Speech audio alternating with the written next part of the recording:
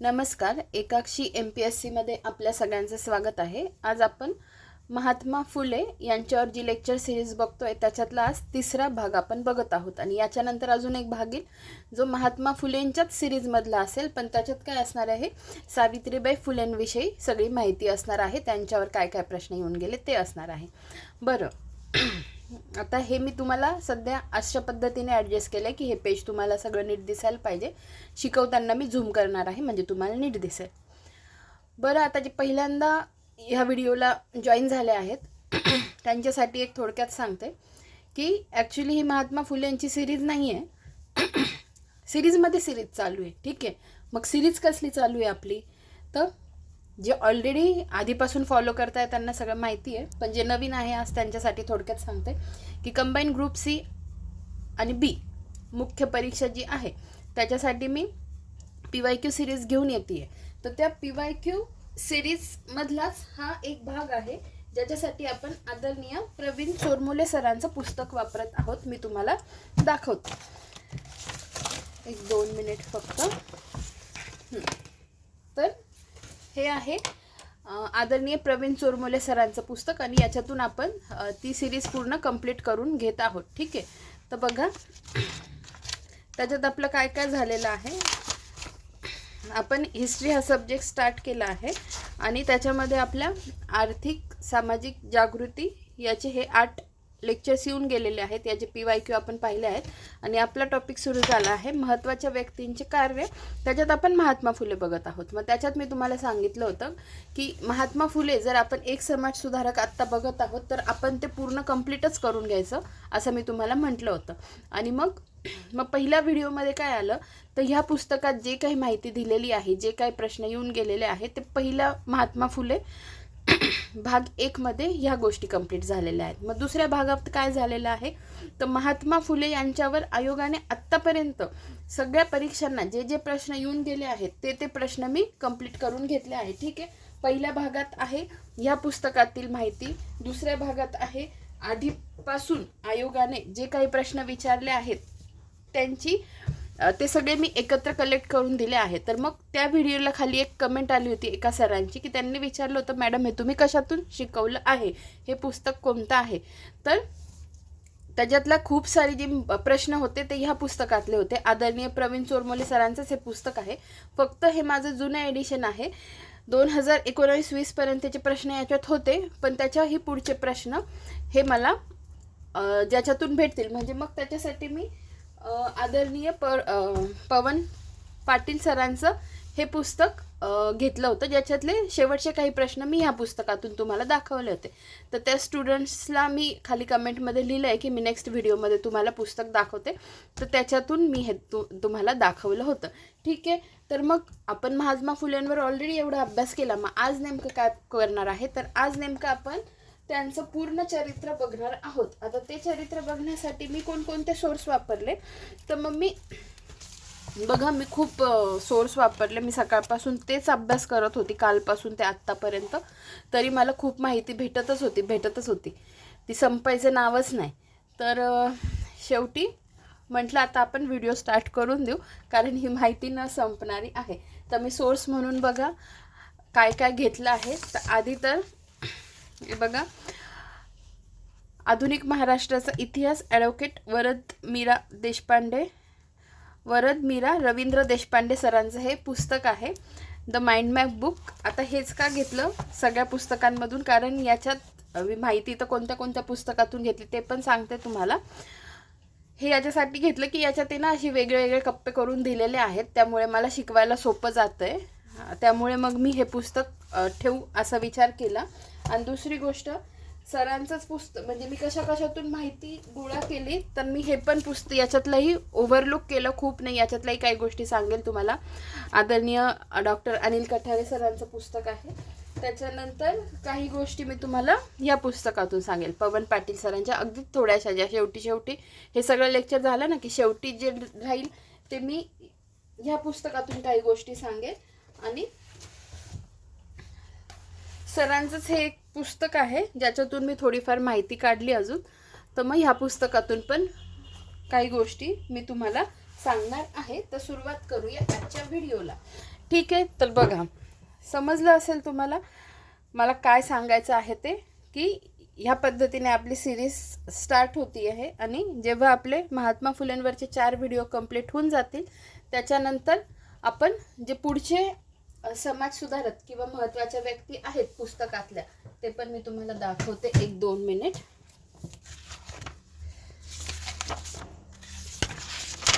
हां, महात्मा फुले आपले कंप्लीट होतील, ज्याच्यावर आयोगाने आत्तापर्यंत 7 प्रश्न विचारले आहेत. कशाला पण कंबाईन ग्रुप बी आणि सीच्या मुख्य परीक्षेला नीट समजून घ्या, गोंधळ घालू नका आणि डोक्यात गोंधळ करून पण घेऊ नका. कंबाईन ग्रुप सी आणि बी, कंबाईन ग्रुप बी आणि सी मुख्य परीक्षेला जे प्रश्न आत्तापर्यंत विचारले गेले त्यांची संख्या 7 होती. आणि त्याच्या व्यतिरिक्त मग हे सगळं झालं त्याच्यानंतर मी राजर्षी शाहू महाराज पण याच पद्धतीने कंप्लीट करून घेणार आहे, जेणेकरून मग आपला सगळा अभ्यास व्यवस्थित होऊन जातो. ठीक आहे. तर सुरुवात करूया आजच्या व्हिडिओला. आता मी यापूर्वी पण एकदा तुम्हाला सांगितले, आता पुन्हा सांगते. काही जण म्हणतील की मॅडम एवढं करायची काही गरज आहे का, की तुम्ही याच्यावरच व्हिडिओ आणताय. माझ्या दृष्टीने गरज आहे, कारण एकदा एका विषयात हात घातला की पुन्हा मग त्याच्यात डोकवायला नको.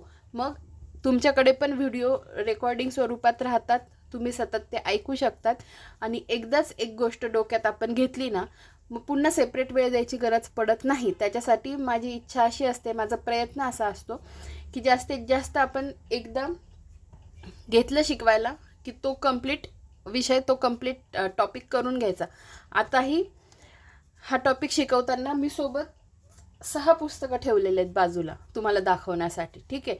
एक छोटा टेबल साईडला ठेवला आणि त्याच्यात 6 पुस्तकं मी ठेवलेले आहेत, ज्याच्यातून मला अभ्यास करावा लागतो. ठीक आहे. तर सुरुवात करूया आजच्या व्हिडिओला. बघा,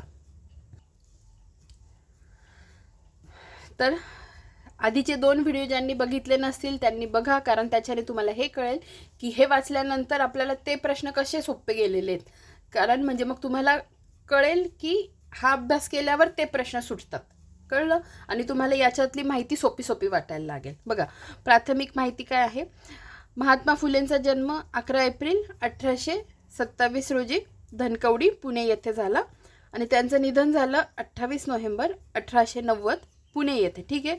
त्यांचं जन्म आणि निधन दोन्ही पुण्याला झालेलं आहे. वर्ष लक्षात ठेवा, 1827ला त्यांचा जन्म आणि 1890ला त्यांचं निधन झालेलं आहे. वडिलांचं नाव काय होतं, गोविंदराव शेरीबा फुले. ठीक आहे. आईचं नाव होतं चिमणाबाई. मूळ गाव त्यांचं कडगुण, तालुका खटाव, जिल्हा सातारा. मूळ आडनाव होतं गोऱ्हे. पत्नीचे नाव सावित्रीबाई.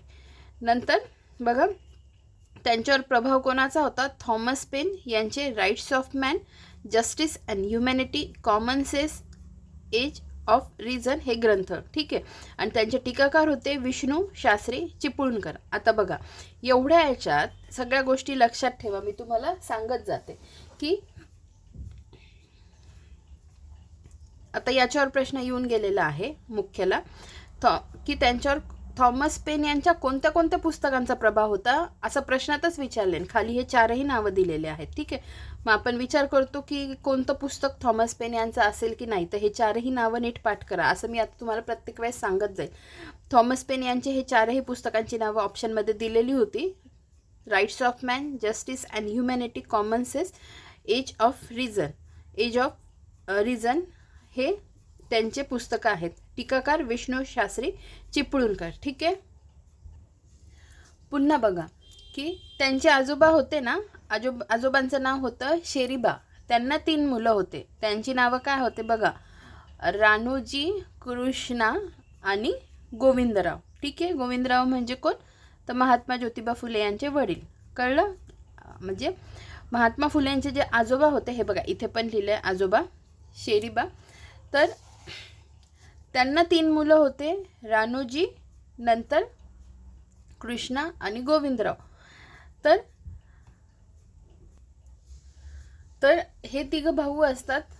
आणि मग यांना आजोबांना 35 एकर जमीन मिळते फुलांचा व्यवसाय करण्यासाठी. हां, पण मग जे ज्योतिबांचे काका असतात ना, रानोजी, हे बघा इथे मी तुम्हाला गोष्ट थोडक्यात सांगते. रानोजी हे काय करतात, 35 एकर जमीन हडपून घेता आणि मग त्यामुळे काय होतं, नाईलाजाने ज्योतिबांचे वडील जे गोविंदराव असतात त्यांना भाजीपाल्याचा व्यवसाय सुरू करावा लागतो. ही झाली पार्श्वभूमी. ठीक आहे.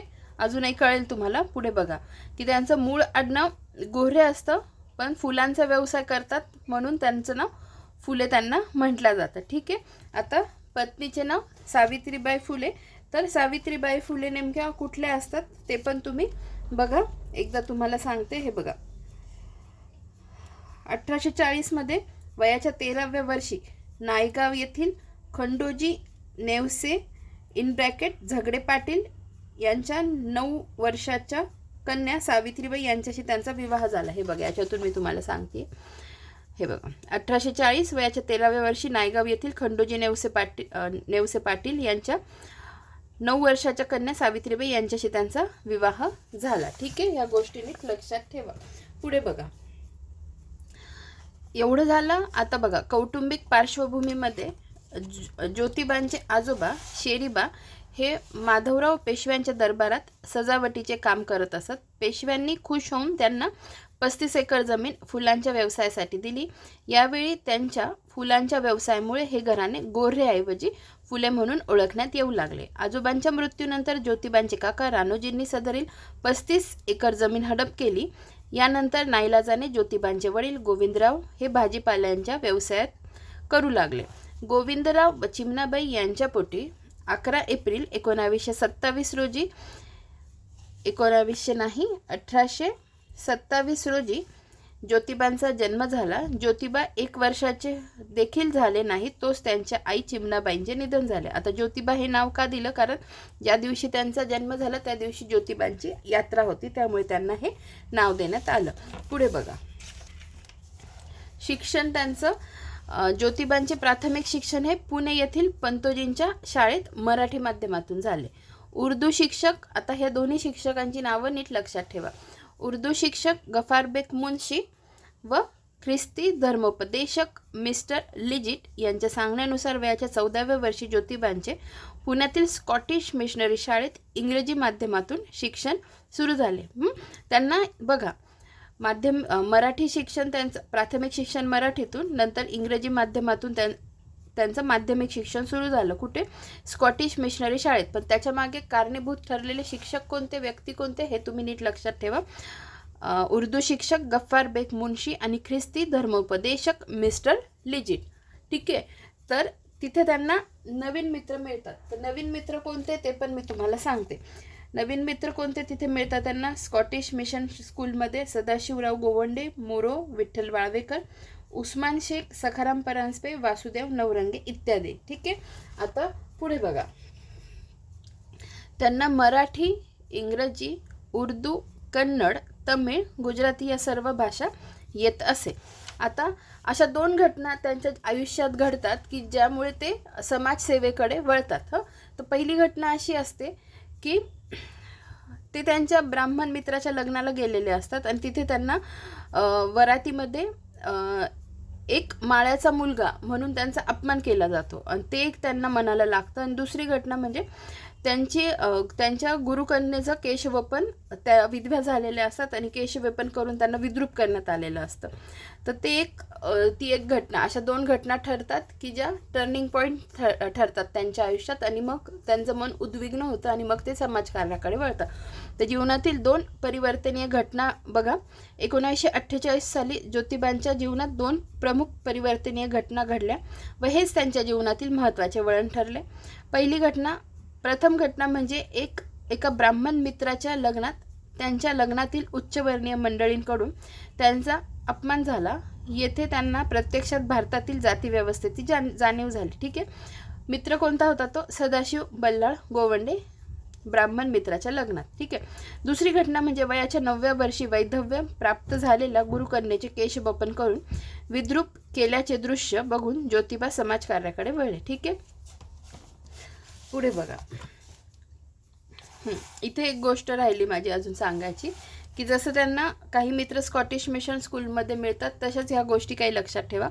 सार्वजनिक काका हे त्यांचे मित्र होते. ह्या पुस्तकात बघा, मी तुम्हाला सायमल्टेनियसली दाखवत जाते. सार्वजनिक काका त्यांचे मित्र होते. राघव भांडारकर वर्गमित्र होते. ठीक आहे. अजून काय तुम्हाला सांगायचं आहे की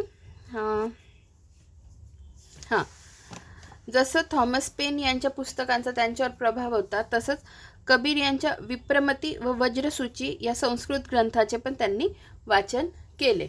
हे पण गोष्टी लक्षात ठेवा. विप्रमती आणि वज्रसूची हे ग्रंथ कोणाचे, तर कबीर यांचे, आणि संस्कृत ग्रंथ आहेत ते, हे पण तुम्ही नीट लक्षात ठेवा. आता हे झालं आपलं. आता शैक्षणिक कार्य बघा त्यांचं काय काय आहे.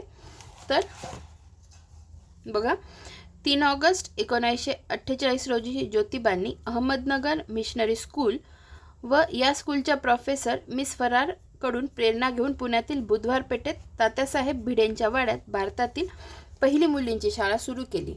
पहिल्या दिवशी या शाळेत 8 मुली उपस्थित होत्या. ज्योतिबांनी स्वतः त्यांच्या पत्नी सावित्रीबाईंना शिक्षित करून या शाळेतील शिक्षिकेची जबाबदारी त्यांनी सावित्रीबाईंवर सोपवली. अशा प्रकारे ज्योतिबांनी सावित्रीबाईंना साक्षर करून भारतातील पहिली स्त्री शिक्षिका व पहिली प्रशिक्षित मुख्याध्यापिका बनविले.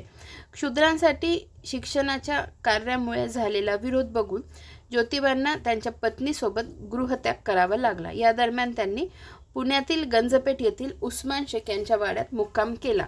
बघा, पहिली शाळा 3 ऑगस्ट, आता पूर्ण तारखेसकटच लक्षात ठेवा, 3 ऑगस्ट 1948 बुधवार पेठेत कोणाच्या वाड्यात, भिडेंच्या वाड्यात. ह्या गोष्टी नीट लक्षात ठेवा.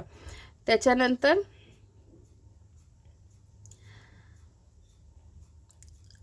हे झालं.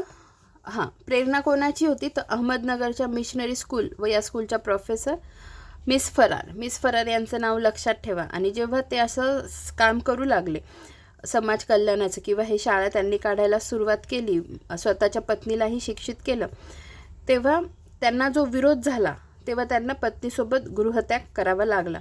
मग गृहत्याग करावा लागला तेव्हा त्यांना आश्रय कोणी दिला किंवा कोणी मदत केली, तर पुण्यातील गंजपेठ येथील उस्मान शेख यांच्या वाड्यात त्यांनी मुक्काम केला. पुढे बघा, 1850 3 जुलै 1851 रोजी चिपळूणकरांच्या वाड्यात मुलींची दुसरी शाळा व तर रास्तापेठेत तिसरी शाळा स्थापन केली. बघा, 1850 आणि एक वर्ष 1851. आता हे पण एक तुम्हाला दाखवते, 1-2 मिनिट थांबा.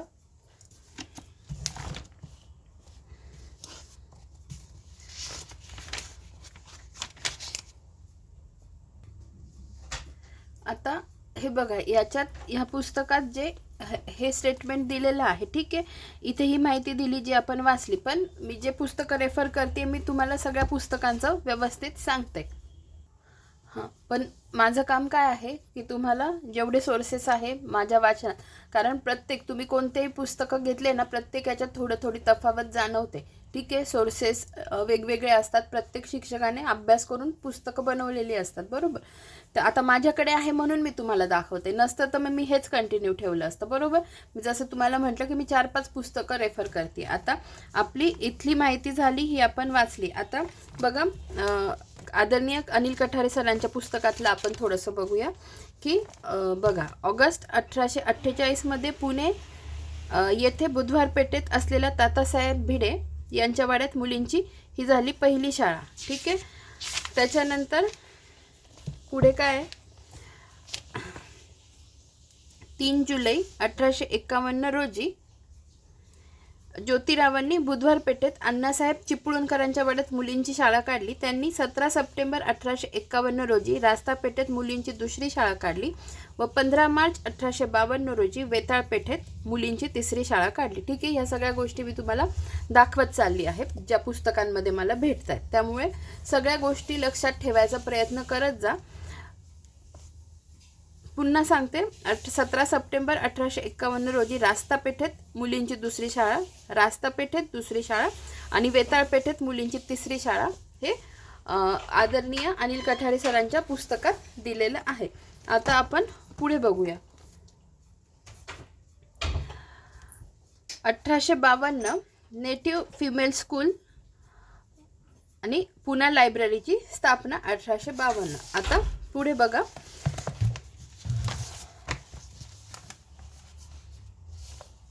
19 मे 1852 रोजी फुलेंनी वेताळ पेठेत अस्पृश्यांसाठी भारतातील पहिली शाळा सुरू करून धुराजी सांभार व गणू शिवाजी मांग हे दलित शिक्षक अध्यापनासाठी नेमले. सहकारी कोण होते? सदाशिव गोवंडे, सखाराम परांजपे, विठ्ठल वाळवेकर, वामन प्रभाकर भावे, विनायक भांडारकर. ठीक आहे. 19 मे 1852 वेताळ पेठेत अस्पृश्यांसाठी भारतातील पहिली शाळा सुरू. आता अजून आपण एक अस्पृश्यांसाठी बघितलंच आहे, तर अजून एक गोष्ट बघून घेऊ आपण.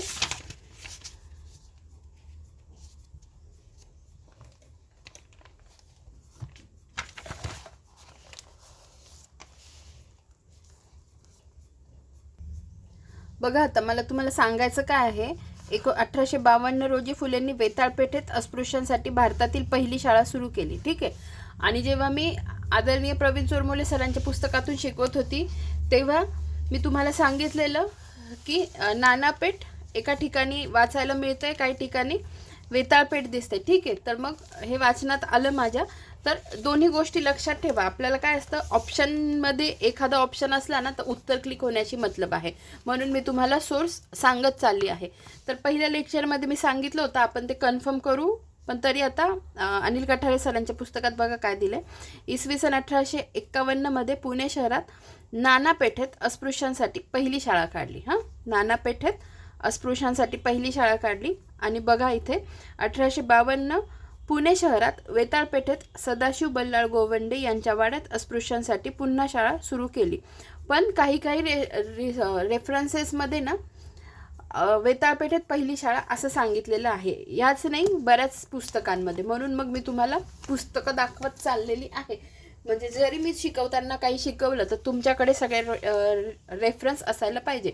आणि जेव्हा तुम्ही पण मला कमेंट करता तेव्हा पण तुम्ही विथ प्रूफ रेफरन्स देत जा. जसे मी तुम्हाला पुस्तकं दाखवून रेफरन्सेस देते ना, तसेच तुम्ही पण मला विथ प्रूफ सांगत जा. ठीक आहे. म्हणजे काही विद्यार्थी म्हणतात की आम्हाला पेपरमध्ये हा प्रश्न आला होता, तर मला पेपरची ॲटलिस्ट इमेज तरी टाकत जा किंवा मला सांगत जा तेवढं. चला पुढे बघा. शैक्षणिक क्षेत्रातील महत्त्वपूर्ण कार्याबद्दल पुणे महाविद्यालयाचे सध्याचे Deccan college professor major Thomas Candy यांच्या अध्यक्षतेखाली पुण्याच्या विश्रामबाग वाड्यात सरकारी विद्या खात्याकडून ज्योतिबांचा जाहीर सत्कार करण्यात आला. आता बघा, प्रोफेसर मेजर थॉमस कँडी यांचं नाव इथे आलं. त्यांच्या अध्यक्षतेखाली पुण्याच्या विश्रामबाग वाड्यात सरकारी विद्या खात्याकडून ज्योतिबांचा सत्कार करण्यात आला. आता प्रोफेसर मेजर कँडी यांच्या नावाचा उल्लेख अजून एका ठिकाणी येतो, तर त्यांचं काम काय आहे मी ते तुम्हाला दाखवते. अजून एक गोष्ट बघून घ्या. हे बघा, फुलेंच्या शाळेतील विद्यार्थ्यांना मेजर कँडी हे पुस्तक पुरवित असत. हे पण एक स्टेटमेंट लगेच सोबत लक्षात ठेवा, जे माझ्या वाचनात आलं होतं. आता आपण पुढे बघूया.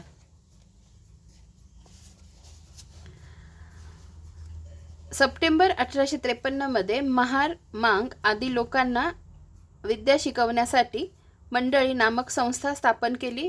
वर्ष पण नीट लक्षात ठेवा, 1853. कारण जेव्हा आपल्याला एखाद्या व्यक्तीविषयी क्रोनॉलॉजी विचारल्या जाते, त्याने कोणकोणत्या स्थापन केल्या, काही लिखाण असेल, तेव्हा आपल्याला ह्या गोष्टी माहिती पाहिजे. तर बघा, महारमांग आदी लोकांना शिकवण्यासाठी मंडळी नामक संस्था स्थापन केली. यानंतर पुढच्याच वर्षी पुण्यातील स्कॉटिश मिशनऱ्यांच्या शाळेत अर्धवेळ शिक्षकाची नोकरी स्वीकारली. ठीक आहे. आता पुढे बघा. 1855 प्रौढांसाठी देशातील पहिली रात्रशाळा स्थापन केली. 1855 प्रौढांसाठी देशातील पहिली रात्रशाळा. ह्या गोष्टी नीट लक्षात ठेवा. आता बघा, जसं मी तुम्हाला हे सांगितलं की 1853 महारमांग आदी लोकांना विद्या शिकवण्याची मंडळी नामक संस्था. तर मग कसं लक्षात ठेवायचं, 1853ला ही संस्था, त्याच्या 10 वर्षांनी काय केलं त्यांनी, तर बघा, तर बरोबर 1863 त्यांनी काय केलं, भारतातलं पहिलं बालहत्या प्रतिबंधक गृहाची त्यांनी स्थापना केली. त्याच्या अजून 10 वर्षांनी म्हणजे 1873 काय केलं, तर त्यांनी सत्यशोधक समाजाची स्थापना केली. असं काहीतरी कोरिलेट करून लक्षात ठेवायचं. 1853ला त्यांनी महारमांग आदी लोकांस विद्या शिकवण्यासाठी मंडळी ही संस्था स्थापन केली. त्याच्या 10 वर्षांनी बालहत्या प्रतिबंधक गृहाची स्थापना केली. त्याच्या 10 वर्षांनी सत्यशोधक समाजाची स्थापना केली. आणि जसं 1873ला सत्यशोधक समाजाची स्थापना केली, त्याचसोबत मी काय सांगितलं होतं की मग 1873ला अजून त्यांनी कोणतं पुस्तक लिहिलं होतं, तर त्यांनी लिहिलं होतं गुलामगिरी हे पुस्तक. असं कोरिलेट करून लक्षात ठेवा. ठीक आहे. 1853ला ही त्यांनी संस्था स्थापन केली. 1855मध्ये त्यांनी सगळ्यात पहिलं पुस्तक कोणतं लिहिलं, तर तृतीय रत्न हे पुस्तक लिहिलं. तर मी अशा पद्धतीने लक्षात ठेवत जात असते. ठीक आहे. आणि तुम्हाला पण तेच सारखं सारखं तुम्हाला सांगते, जेणेकरून मग तुमच्या लक्षात राहतं. जसं 1855मध्ये त्यांनी तृतीय रत्न दाखवते मी तुम्हाला, हे बघा. 1855मध्ये त्यांनी तृतीय रत्न हे जसं नाटक लिहिलं, तसंच इथे आता 1855शी रिलेटेड काय आलं बघा. प्रौढांसाठी देशातील पहिली रात्रशाळा स्थापन केली. अशा गोष्टी कोरिलेट करून लक्षात ठेवत जा.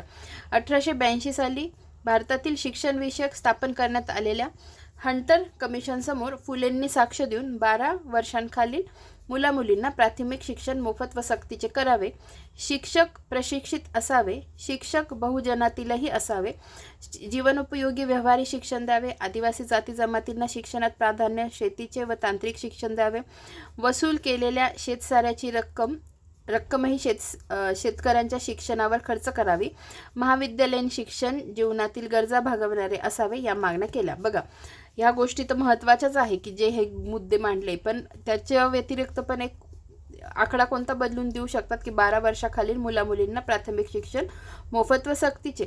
12 वर्षाखालील, 12च्या ऐवजी 14 करू शकतात, 13 करू शकतात, 15 करू शकतात, 10 करू शकतात. तर इथं आकडा काय आहे, 12 वर्षाखालील मुलामुलींना.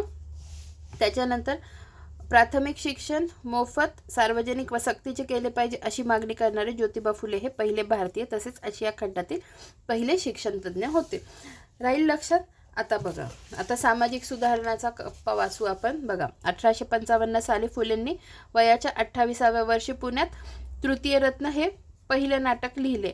हे ज्योतिबांचे पहिले पुस्तक व मराठीतील पहिले सामाजिक नाटक म्हणून ओळखले जाते. ठीक आहे. 28 जानेवारी 1863 रोजी पुणे येथील आपल्या राहत्या घरीच बालहत्या प्रतिबंधक गृहाची स्थापना केली. हे भारतातील पहिले बालहत्या प्रतिबंधक गृह होते. पुढे त्यांनी पंढरपुरातही अशा गृहाची स्थापना केली. ठीक आहे. पुण्यात त्यांनी 1863मध्ये बालहत्या प्रतिबंधक गृहाची स्थापना केली, पण त्याची शाखा त्यांनी कालांतराने पंढरपुरातही काढली. फुलेंच्या पुणे येथील बालहत्या प्रतिबंधक गृहात काशीबाई नातू या शेनवी ब्राह्मण स्त्रीने एका मुलाला जन्म दिला. पुढे 1873मध्ये याच मुलास फुल्यांनी दत्तक घेऊन त्याचे नाव यशवंत ठेवले. त्यांनी त्याला मोठेपणी काय बनवलं, तर डॉक्टर बनवलं. आणि कोणाचा मुलगा होता, काशीबाई नातू या शेनवी ब्राह्मण स्त्रीचा, जो त्यांनी दत्तक घेतलेला. नंतर 1877 साली पुण्यातील धनकवडी येथे दुष्काळ पीडित विद्यार्थ्यांसाठी कॅम्प उभारला. तसेच व्हिक्टोरिया अनाथ आश्रमाची स्थापना केली. विधवा स्त्रियांच्या केशवपनाची प्रथा बंद पाडण्यासाठी तळेगाव, ढमढेरे व ओतूर येथे न्हाव्यांचा 1 दिवसीय संप घडवून आणला. आता याच्यावर पण प्रश्न विचारलेला आहे.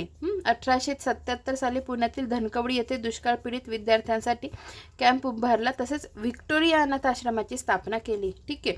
याच्यावर एक प्रश्न येऊन गेलेला आहे. पुढे 8 मार्च 1864 रोजी गोखल्यांच्या बागेत विधवा पुनर्विवाह घडवून आणला. बघा, 1863ला पहिले बालहत्या प्रतिबंधक गृह, 1864ला गोखलेंच्या बागेत विधवा पुनर्विवाह घडवून आणला. लक्षात ठेवा. पुढे बघा, प्रशासकीय सुधारणा. 1876 साली फुलेंनी पुण्यात कमर्शियल अँड कॉन्ट्रॅक्टिंग कंपनी स्थापन केली आणि त्याच्या माध्यमातून किती कामं केली बघा. या कंपनीद्वारे त्यांनी खडकवासला तलाव, कात्रजचा बोगदा बांधून घेतला. पुढे ज्योतिबा हे पुणे नगर परिषदेचे सदस्य राहिले. यावेळी ज्योतिबांनी मद्यपान गृहांची वाढ करणाऱ्या सरकारी बिलास विरोध करणारे पत्र अध्यक्षांना संबोधून लिहिले. पाणी पुरवठ्यासाठी धरणांची उभारणी, शेतीचे आधुनिकीकरण, जातीवंत जनावरांची पैदास, फलोद्यानशास्त्र, वनसंरक्षण याबाबतच्या दरवर्षी संकल्पना प्रथम यांनीच मांडल्या. ठीक आहे. राजकीय सुधारणांमध्ये बघा, अतिशय महत्त्वाचा आहे आता हा पॉईंट, कारण जे आपण राष्ट्रीय काँग्रेसचे अधिवेशन आणि त्या वर्षात झालेल्या इतर ऐतिहासिक घटना ही जी सिरीज स्टार्ट केली आहे, तर त्याच्यातलीच एक घटना आपण आता आपलं 5वं राष्ट्रीय काँग्रेसचं अधिवेशन आपण स्टार्ट करणार आहोत. आधीचे 4 झालेले आहेत. त्याच्यातच मग 5वं जे 1889 मधलं झालंय त्याच्याशी रिलेटेडच इथे पुढे बघा न्यूज आहे. न्यूज म्हणजे बातमी काय आहे माहिती ती बघा. 1888 मध्ये ब्रिटनचा राजपुत्र ड्यूक ऑफ कॅनॉट यांच्या पुणे येथील सत्कार समारंभात ज्योतिबा शेतकऱ्यांचे प्रतिनिधी म्हणून अस्सल गरीब शेतकऱ्यांच्या वेशात उपस्थित राहिले. ठीक आहे. आता बघा ज्योतिबा 1889 जे राष्ट्रीय काँग्रेसचं अधिवेशन आपण आता घेणार आहोत, पुढचं लेक्चर त्याच्यावरच येणार आहे. त्याच्यात त्यांनी काय मुंबईतील राष्ट्रीय सभेच्या 5व्या अधिवेशनात पुन्हा वाचले. ज्योतिबा 1889 मध्ये मुंबईतील राष्ट्रीय सभेच्या 5व्या अधिवेशनात सहभागी होऊन जोपर्यंत राष्ट्रीय बहुजन व शेतकऱ्यांच्या हिताची जपणूक करत नाही तोपर्यंत ती खऱ्या अर्थाने राष्ट्रीय होणार नाही अशा शब्दात राष्ट्रीय सभेचा विरोध करून प्रवेशद्वारावरच शेतकऱ्यांचा 30 फूट उंचीचा गवताचा पुतळा उभा करून आपला विरोध दर्शवला. ठीक आहे. ती गोष्ट महत्त्वाची आहे. हे कोणत्या अधिवेशनात होतं तर 5व्या अधिवेशनात होतं. पुढे बघा.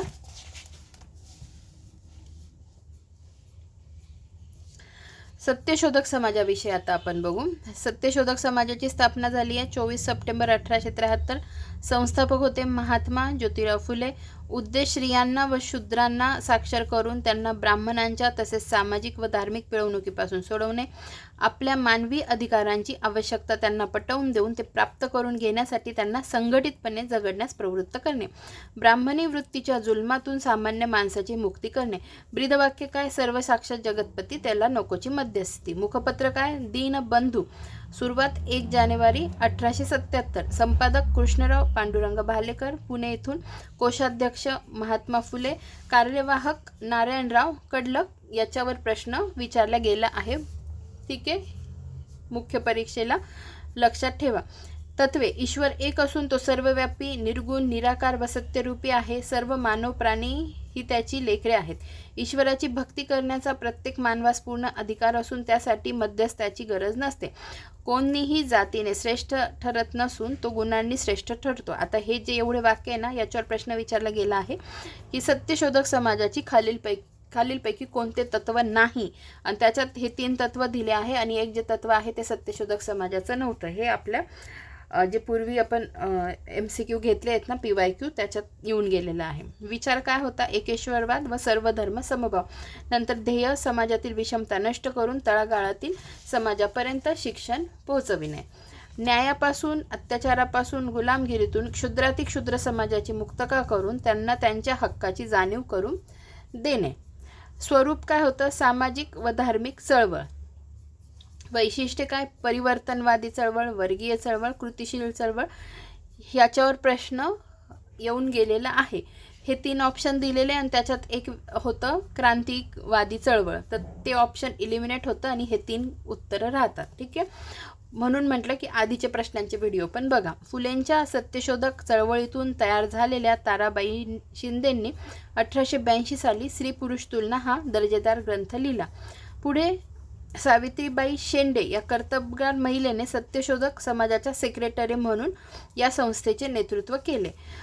या संस्थेच्या वतीने 25 डिसेंबर 1873 रोजी फुलेंनी पुण्यात भटजीशिवाय सीताराम आल्हाट व राधाबाई निमकर यांचा पहिला विवाह घडवून आणला. तसेच पुढील वर्षीच ज्ञानोबा ससाने व काशीबाई शिंदे यांचा दुसरा विवाह घडवून आणला. फुलेंच्या या सत्यशोधक समाजाने सामाजिक गुलामगिरी विरुद्ध आवाज उठवला. सत्यशोधक समाजाच्या स्थापनेमागील उद्देश फुलेंनी गुलामगिरी व सार्वजनिक सत्यधर्म या पुस्तकात मांडला. सत्यशोधक समाजाच्या स्थापनेमागील उद्देश फुलेंनी गुलामगिरी व सार्वजनिक सत्यधर्म या पुस्तकात मांडला. सार्वजनिक सत्यधर्म हा सत्यशोधक समाजाचा प्रमाण ग्रंथ मानला जातो. या पुस्तकाविषयी कोणी काय विधान काढलं आहे हे आपण जेव्हा आता त्यांची ग्रंथसंपदा बघू त्याच्यात येईल. पुढे बघा. जाती व्यवस्था निर्मूलनाचे कार्य. 1856 मध्ये पुण्यातील सनातनी ब्राह्मणांनी फुलेंना मारण्याचा प्रयत्न केला, परंतु त्यांचा हा प्रयत्न अयशस्वी ठरला. त्यांना मारण्यासाठी पाठवलेले नामदेव शेंडे व धोंडीबा कुंभार हेच त्यांचे पुढे फुलेंचे एकनिष्ठ अनुयायी बनले. आता याच्यात ही नावं आहेत आणि अजून वेगळी नावं मला वाचण्यात आली, ती पण मी तुम्हाला सांगते. ही नावं अनिल कठारे सरांच्या पुस्तकात आहे आणि पवन पाटील सरांच्या पण पुस्तकात आहे. लक्षात ठेवा. धोंडीराव नामदेव कुंभार आणि सज्जन रोडे. ठीक आहे. आणि सज्जन रोडेच पुढे अंगरक्षक बनतात. त्यांचे नावं नीट लक्षात ठेवा. धोंडीराम नामदेव कुंभार आणि सज्जन रोडे हे दोघं येतात त्यांना मारण्यासाठी, पण हेच त्यांचे नंतर एकनिष्ठ अनुयायी बनतात आणि सज्जन रोडे अंगरक्षक त्यांचे बनलेले आहेत. पुढे बघा, 1864 साली शेणवी जातीतील एक विधूर व याच जातीतील एका विधवेशी पुण्यातील गोखले बागेत पहिला पुनर्विवाह घडून आला. पुढे 1868 मध्ये फुलेंनी स्वतःच्या घराचा पाण्याचा हौद अस्पृश्यांसाठी खुला केला. अस्पृश्यता निवारणासाठी 1873 साली जाहीरनामा काढला. बघा, 1873च्या 3 घटना नीट लक्षात ठेवा. सत्यशोधक समाजाची स्थापना, गुलामगिरी पुस्तक लिहिलं आणि अस्पृश्यता निवारणासाठी जाहीरनामा काढला. पुढे बघा, महाराजांच्या समाधींचं जीर्णोद्धार 1869 मध्ये ज्योतिरावांनी रायगडावरील शिवाजी महाराजांच्या समाधीचा जीर्णोद्धार करून सर्वप्रथम शिवजयंती साजरी केली. ठीक आहे. व त्यांनी मुंबई येथे शिवाजी महाराजांवर 908 ओळींचा पोवाडा रचून त्याला स्वतःला कुळवाडी भूषण म्हणून संबोधले. पहिला शिवजयंती उत्सव हा फुलेंनीच सुरू केला होता. सावकारशाही विरुद्ध बंड बघा, अहमदनगर व जुन्नर येथील सावकारशाही विरुद्ध ज्योतिबांच्या नेतृत्वात खतफोडीचे बंड केले. अहमदनगर व जुन्नर येथील सावकारशाही विरोधात ज्योतिबांच्या नेतृत्वात शेतकऱ्यांनी खतफोडीचे बंड केले. पुढे बघा, आता फुलेंची ग्रंथसंपदा हा टॉपिक आपण बघत आहोत. त्यामध्ये बघा, ब्राह्मणांचे कसब 1869. ब्राह्मणांचे कसब हे पुस्तक ज्योतिबांनी मुंबईतील इंदुप्रकाश येथून छापून घेतले. त्यांनी हे पुस्तक महाराष्ट्रातील कुणबी, माळी, मांग, महार यांना अर्पण केले आहे. बहुजन समाजाच्या अज्ञान व अंधश्रद्धेचा फायदा घेऊन भट पुरोहित हे कशी पिळवणूक करतात व बहुजनांना लुबाडतात याचे वर्णन ज्योतिबांनी या पुस्तकात केले. या पुस्तकाला बाबा पदमनजी यांनी अभिप्राय दिला किंवा प्रस्तावना कोणत्या पुस्तकाची लिहिली तर ब्राह्मणांचे कसब या पुस्तकाची प्रस्तावना बाबा पदमनजी यांनी लिहिली. पुढे बघा, गुलामगिरी असा जर प्रश्न विचारला की प्रश्नोत्तराच्या स्वरूपात महात्मा फुलेंचा कोणता ग्रंथ आहे तर गुलामगिरी हा ग्रंथ आहे. पुण्यातील पुना सिटी प्रेस येथून छापून यावर्षी हे पुस्तक प्रकाशित करण्यात आले. अमेरिकेतील निग्रो गुलामांना दास्यापासून मुक्त करण्यासाठी निरपेक्ष चळवळ चालविणाऱ्या लोकांसाठी फुलेंनी हे पुस्तक अर्पण केले. तसेच यापासून आपल्या क्षुद्र बांधवास ब्राह्मणांच्या दास्यत्वापासून मुक्त करण्याचा बोध घ्यावा असे सुचविले. या ग्रंथातील विध्वंसक विचारांची उत्तरे सार्वजनिक सत्यधर्माच्या विधायक विचारात दिलेली आढळतात. हा मुद्दा पण महत्त्वाचा आहे. आता इशारा पुस्तकाचं महत्त्व काय, आता ह्या पुस्तकांचं विचारतात बरं का की कोणत्या गोष्टीचं काय महत्त्व आहे. या पुस्तकात त्यांनी इशारा पुस्तकाविषयी चालवी. या पुस्तकात त्यांनी न्यायमूर्ती रानडेंच्या मताचे खंडन केले आहे. या पुस्तकात सुरुवातीलाच आर्य ब्राह्मणातील पहिल्या दिवाळीत गृहस्थांचा डौल घालून पुण्याच्या रहिवासी असता मुंबईकर बनलेला वाचाळ उपदेशक अशा शब्दात ज्योतिबांनी रानडे यांची संभावना केलेली दिसून येते. जिस तन लागे वही तन जाने, बीजा क्या जाने गवारा रे. आता ह्या वाक्याचा अर्थ होतो की ज्याचं दुःख ज्याचं त्यालाच कळतं. ठीक आहे. तर हे वचन ह्या पुस्तकाच्या शिरोभागी दिलेलं होतं. कोणत्या, इशारा या पुस्तकाच्या शिरोभागी. पुढे बघा, शेतकऱ्यांचा असूड 1883 साली. शेतकऱ्यांचा असूड या ज्योतिबांच्या, आता याचं मेन काय लक्षात ठेवा की विद्येविना मती गेली, मतीविना नीती गेली, नीतीविना गती गेली, गतीविना वित्त गेले, वित्ताविना क्षुद्र खचले, इतके अनर्थ एका अविद्येने केले. हे कोणत्या पुस्तकात दिलेलं आहे, बाबा महात्मा फुलेंच्या तर शेतकऱ्यांच्या आसूड या पुस्तकात. शेतकऱ्यांचा आसूड या ज्योतिबांच्या ग्रंथाचे लेखन पूर्ण झाले होते, परंतु दुर्दैवाने हा ग्रंथ त्यांच्या हयातीत प्रसिद्ध होऊ शकला नाही. या ग्रंथात ज्योतिबांनी शेतकऱ्यांच्या दुःखाचे मूळ शोधण्याचा प्रयत्न केला आहे. या ग्रंथात शेतकऱ्यांच्या अवनतीची चिकित्सा करून त्याची कारणे व उदय यात विशद केलेले आढळतात. या ग्रंथात सुरुवातीलाच त्यांनी शेतकऱ्यांच्या अवनतीचे पुढील चिंतन व्यक्त केलेले आढळते, जे मी तुम्हाला आता वाचून दाखवले. आता सत्सार 1 आणि सत्सार 2 अशी 2 पुस्तकं आहेत. दोन्हीच्या याच्यात काय दिलेलं आहे तुम्हाला लगेच सांगते. हे बघा, सत्सार जे 1 होतं ना त्याच्यात काय केलंय त्यांनी की पंडिता रमाबाईंनी ख्रिश्चन धर्माचा स्वीकार केला होता, तेव्हा त्यांच्यावर खूप टीकेची झोड उठली होती. तेव्हा त्यांनी सत्सारच्या माध्यमातून पंडिता रमाबाई यांना पाठिंबा दर्शवला होता. आणि सत्सार 2चं काय आहे, 1-2 मिनिट. सत्सार 2 लगेच बघून घ्या. त्याच्यात काय, सत्यशोधक समाजाने मंगलाष्टकांसह सर्व पूजा व विधी 1887 साली पुस्तिका प्रकाशित झाली. म्हणजे सत्सार 1 विचारलं तर काय आणि सत्सार 2 विचारलं तर काय, या दोन्ही गोष्टी आपल्याला नीट माहितीच पाहिजे. ठीक आहे. पुढे बघा,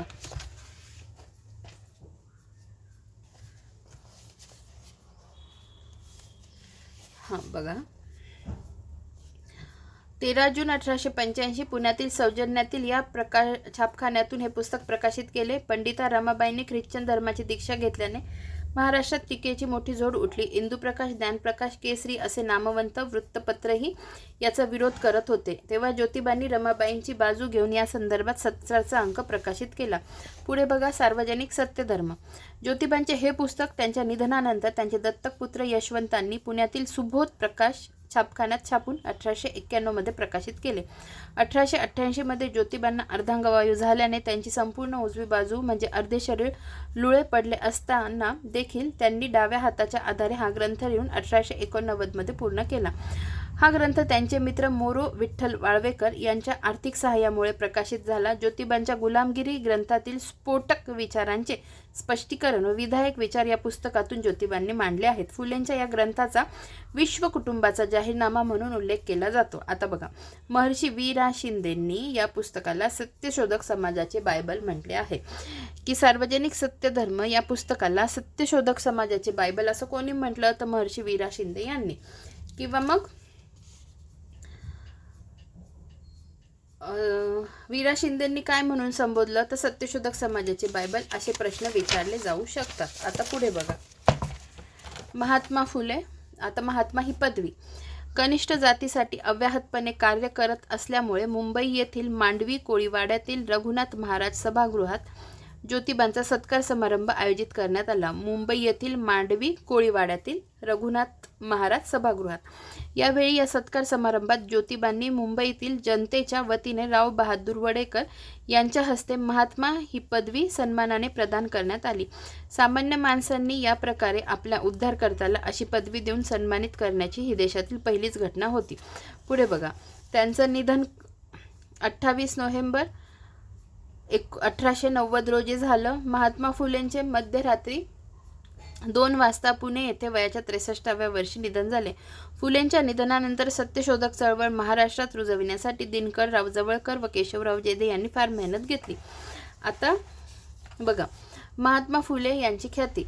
आधुनिक भारतातील स्त्री शिक्षणाचे जनक, महाराष्ट्राचे आद्य समाजसुधारक, सामाजिक क्रांतीचे जनक, धर्म विचारांचे प्रमुख सूत्र, सर्वसाक्ष जगतपती, त्याला नकोची मध्यस्थी. महात्मा फुले हे लहुजी साळवेंचे शिष्य होते. त्यांनी 1847 मध्ये लहुजींकडून मल्लविद्या, तलवार चालवणे, दांडपट्टा, बंदूक यांचे शिक्षण घेतले. मात्र त्यांचा कल सामाजिक सुधारणेकडेच होता. आता बघा, फुलेंची संपूर्ण ग्रंथसंपदा इथे दिलेली आहे. तृतीय रत्न त्याच्यात ब्राह्मण मूर्तीपूजेवर आधारित हे त्याच्यात होतं की 1855 साली पोवाडा छत्रपती शिवाजीराजे भोसले यांचा, 1869 ब्राह्मणांचे कसब, 1869 गुलामगिरी, 1873 शेतकऱ्यांचा आसूड, 1883 आणि कुठेतरी माझ्या वाचनात आलं की अस्पृश्यांची कैफियत पण 1883 म्हणून मी इथे लिहून दिलंय, पण याच्यातच पुढे 1887ला अस्पृश्यांची कैफियत दिलेली आहे. नंतर इशारा 1885, सत्सार भाग 1 भाग 2 1885, अस्पृश्यांची कैफियत 1887, सार्वजनिक सत्यधर्म याला प्रस्तावना विश्राम घोले यांनी लिहिलेली आहे, हे पण नीट लक्षात ठेवा. 1889 अखंड काव्य रचना मरणोत्तर प्रकाशित 1891. ठीक आहे, याच्यातलं ॲटलिस्ट मुंबईचं काय काय आहे हे लक्षात ठेवण्याचा प्रयत्न करा. पोवाडा म्हटलं तर मुंबई, ब्राह्मणांचे कसब मुंबई, सार्वजनिक सत्यधर्म मुंबई, असं नीट लक्षात ठेवा. बाकी इथे जे वक्तव्य दिलेले आहेत ते आपण सरांचं दुसरं पुस्तक आहे त्याच्यातून आपण बघूया. तर हे सरांचं दुसरं पुस्तक आहे, त्याच्यातून आपण कोणी काय फुलेंविषयी शब्द गौरव कोणी काय म्हटले आहे ते बघू. त्यापूर्वी मला एक दाखवायचं आहे की हां, हे बघा की त्यांनी एक चित्र त्यात तयार करून त्याच्या हजारो प्रती शेतकऱ्यांना फुकट वाटल्या होत्या. या चित्राला त्यांनी सुधारण्याचे झाड, आता ह्या टॉपिकचं नाव मला काय म्हणता येईल, सुधारण्याचे झाड. सुधारण्याचे झाड ही काय कॉन्सेप्ट होती, तर हे झाड शेतकऱ्यांच्या टाळकावर उगवलेले दाखवून, डोक्यावर उगवलेले दाखवून त्याची फळे मात्र भटजी व सत्ताधारी हे बसून खात आहे हे त्यातून दाखवून दिले. ठीक आहे, तर मग आणि दीनबंधू या वृत्तपत्रातून त्यांनी शेतकऱ्यांवर होणाऱ्या अन्यायाविरुद्ध वाचा फोडली. तर असं आहे. आता याचाच उल्लेख ह्या पुस्तकात पण आहे. पवन पाटील सरांच्या, तुम्हाला दाखवते 1 मिनिट. सुधारणेचं झाड.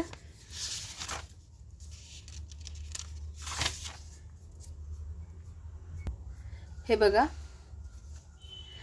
ज्योतिबांनी एक मार्मिक चित्र तयार करून त्याच्या हजारो प्रति शेतकऱ्यांना फुकट वाटले. या चित्रास सुधारणेचे झाड असे नाव दिले. या चित्रात त्यांनी झाड हे शेतकऱ्यांच्या डोक्यावर उगवलेले असून, ठीक आहे, डोक्यावर उगवलेले असून त्याची फळे मात्र शेठजी, सावकार, सत्ताधारी हे वर बसून खात आहेत व त्यांच्या भाराने शेतकरी वाकला आहे असे दाखवले. ठीक आहे.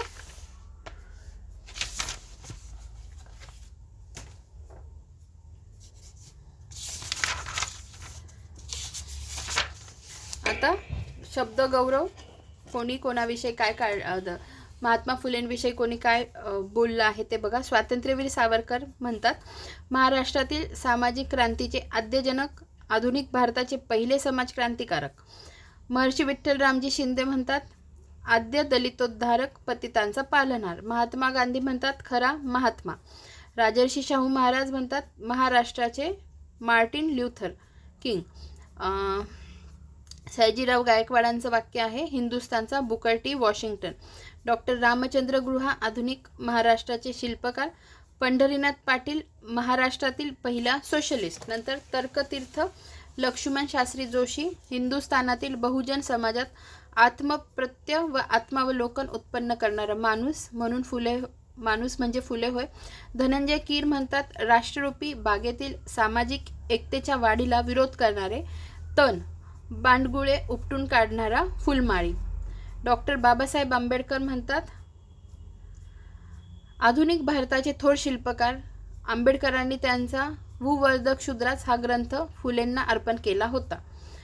यदी फडके म्हणतात, कर्मठ सनातन्यांनी त्यांच्या व्याकरणाच्या चुका दाखवून बाजी मारण्याचा प्रयत्न केला, पण त्यांच्या मानवी हक्क व समतेबद्दलचा विचार प्रतिपक्षाला दडपून टाकता आला नाही. सावित्रीबाई फुले म्हणतात, काळ रात्र गेली, अज्ञान पळाले, सर्वा जागे केले या सूर्याने. शूद्र या क्षितिजी ज्योतिबा हा सूर्य तेजस्वी अपूर्व उगवला. ठीक आहे. आणि महाराष्ट्राचे आद्य समाजसुधारक असं त्यांच्याविषयी स्टेटमेंट करण्यात आलेली आहेत. हे पण जोड्या लावायला विचारले जाऊ शकतात. आता अजून काही माहिती राहिली आहे का, मी एकदा चेक करते आणि तुम्हाला सांगते. इथे एक बघा, वेताळपेठेत मुलींची तिसरी शाळा जी स्थापन करण्यात आली होती त्याला मदत सौ E.C. जोन्स यांची झाली होती, हे एक लक्षात ठेवा. त्याच्यानंतर याच्यात दिलं आहे की मुलींसाठी स्वतंत्रपणे शाळा सुरू करणारे फुले हे पहिले व्यक्ती. याच्यात सुरुवातीला 6 मुलींचा उल्लेख दिलेला आहे, नावं बघून घ्या. आता काही याच्यात 8 मुलींचा उल्लेख आहे, याच्यात 6 आहे, आपण तरी बघून घेऊ. अन्नपूर्णा जोशी, दुर्गा देशमुख, सुमती मोकाशी, माधवी थत्ते, जनी कर्डिले, सोनू पवार. पुढे बघा, सत्यशोधक समाज स्थापन केला तेव्हा उपस्थित सहकारी ज्ञानगिरी बुवा, ज्ञानोबा झगडे, रामचंद्र भालेकर, तुकाराम पिंजन आणि धोंडी राम कुंभार. ठीक आहे. हां, इथे एक नवीन माहिती मिळाली की पुणे रविवारी सभा त्यांची डॉक्टर गावडे यांच्या सोमवार पेठेतील घरी होत असे. डॉक्टर गावडे यांच्या सोमवार पेठेतील घरी होत असे. पुढे बघा, भारतातील पहिल्या महिला संपादक तानुबाई बिर्जे, दीनबंधूच्या संपादक. ठीक आहे. पुढे, सत्यशोधक समाजाची कोल्हापूर येथील शाखा 1911 साली अध्यक्ष परशुराम भाऊ घोसरवडकर, कार्यकारी अध्यक्ष भास्करराव जाधव, उपाध्यक्ष अण्णासाहेब लठ्ठे, कार्यवाहक हरिभाऊ चव्हाण. पुन्हा त्यांचं म्हणणं काय होतं की समाजाची वेद मानवनिर्मित आहे यावर त्यांची श्रद्धा होती, म्हणजे वेद मानवनिर्मित आहे असे ते मानत. त्याच्यानंतर पुणे नगरपालिकेचे सदस्य म्हणून त्यांनी 6 वर्ष काम केलं. वर्ष लक्षात ठेवा, 1876 ते 1882 प्रश्न विचारला गेलेला आहे. पुन्हा जुन्नर व नगर भागात खतपोडीचे बंड झाले, नांगर चालणार नाही, जमीन पिकणार नाही असे आंदोलनकर्त्यांचे म्हणणे होते. पुढचं एक बघा, शेतकऱ्यांच्या आसूडमध्ये त्यांनी हे जे आहे पंक्ती या लिहिलेल्या आहेत. नंतर मार्मिक जे चित्र होते सुधारण्याचे झाड, हे पण मी तुम्हाला सांगितलं. त्याच्यानंतर 1887 मध्ये त्यांनी मृत्यूपत्र तयार करून घेतले होते आणि सर्व संपत्ती यशवंत याच्या नावावर केली होती. पुढे बघा, मुस्लिम व ख्रिश्चन धर्माचा त्यांनी तुलनात्मक अभ्यास केला. नंतर सार्वजनिक सत्यधर्म या त्या 2 धर्माबद्दल त्यांनी आदर दाखविला आहे. त्यात मुहम्मद पैगंबर यांच्यावर कविता रचल्या आहेत. पुढे बघा, हे एक लक्षात ठेवा. पुण्यात मार्केटची इमारत बांधण्यास विरोध होता, पण इमारत बांधली गेली व राज्यपाल गव्हर्नर लॉर्ड रे आले. स्वातंत्र्यानंतर प्र के अत्रे यांच्या पुढाकाराने नाव महात्मा फुले मार्केट असे करण्यात आले. ठीक आहे. पुढे विष्णूशास्त्री चिपळूणकर यांनी फुलेंना शूद्र जगद्गुरू, शूद्र धर्मसंस्थापक म्हटले. हे पण महत्त्वाचं आहे. ते फुलेंचे टीकाकार होते. फुलेंच्या मते शेतकऱ्यांची दुरावस्था होण्याची कारणे कोणती? ग्रामोद्योगाचा ऱ्हास, सरकारी कर वसुली, जंगल खात्याचे धोरण, अपुरी व अनुत्पादक शेती, सरकारची उधळपट्टी. आणि फुलेंची चतुर्सूत्री काय होती? सदाचार, विवेक, न्यायप्रियता, सहिष्णुता. 1893च्या सासवड येथे झालेल्या सत्यशोधक समाजाच्या परिषदेचे अध्यक्षपद सावित्रीबाईंनी भूषविले. आता हे कोणतं माहिती ना, हे पुस्तक आहे आदरणीय पवन पाटील सरांचं. पुढे बघा, सत्यशोधक समाजाचा प्रभाव असणारे व्यक्ती राजर्षी शाहू महाराज, कर्मवीर भाऊराव पाटील, डॉक्टर बाबासाहेब आंबेडकर. 2003 मध्ये भारतीय संसदेच्या प्रांगणात फुलेंच्या पूर्णाकृती पुतळ्याचे अनावरण करण्यात आले. राहुरी कृषी विद्यापीठास फुलेंचे नाव देण्यात आले. भारतीय टपाल खात्याने महात्मा फुलेंच्या नावाचे पैशाचे तिकीट 1977 साली प्रसिद्ध केले. झाल्या ह्या गोष्टी, हे एक लक्षात ठेवा. छत्रपती शिवाजीराजे भोसले यांचा पोवाडा 1869 ग्रँड डफ यांच्या हिस्ट्री ऑफ द मराठा या पुस्तकाचा आधार घेऊन पोवाड्याची रचना केली. पुढे हे एक गोष्ट लक्षात ठेवा. गेल आमवेल यांनी सत्यशोधक चळवळीचे 4 टप्पे केले. विचारला प्रश्न, कोणी सत्यशोधक चळवळीचे 4 टप्पे केले? तर गेल आमवेल यांनी. 1873 ते 1889, नंतर 1890 ते 1910, मग 1910 ते 1919, 1919 ते 1938. बघा, 1873 ते 1890 पुणे मुंबई भागात विस्तार झाला. नंतर 1890 ते 1910 विदर्भ पश्चिम महाराष्ट्राच्या ग्रामीण भागात विस्तार झाला. नंतर 1910 ते 1919 चळवळीची वार्षिक अधिवेशने भरवली गेली आणि 1919 ते 1938 चळवळीचे रूपांतर ब्राह्मणेतर पक्षात झाले.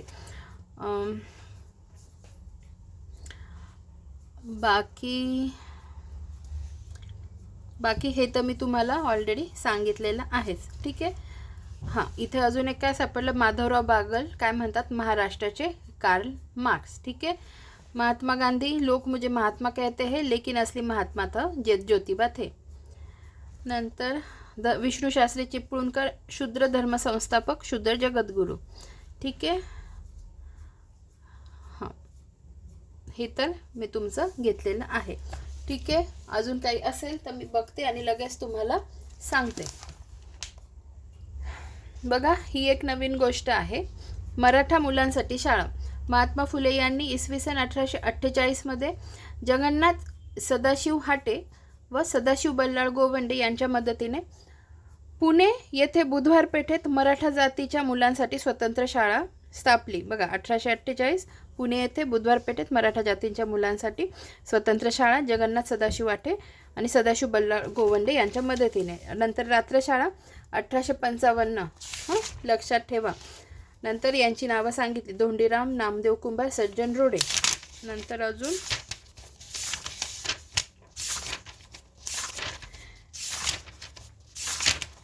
ठीक आहे. तर अशा पद्धतीने मला नाही वाटत काही राहिलं असेल. माझ्या पद्धतीने तरी मी पूर्णत्वास नेण्याचा प्रयत्न केला आहे. तर आपण एक शेवटचा व्हिडिओ घेऊन येऊ सावित्रीबाई फुले यांच्यावर, आणि महात्मा फुलेंवरची जी सिरीज आहे ती आपली समाप्त होईल. लवकरच भेटूया पुढच्या व्हिडिओमध्ये. धन्यवाद.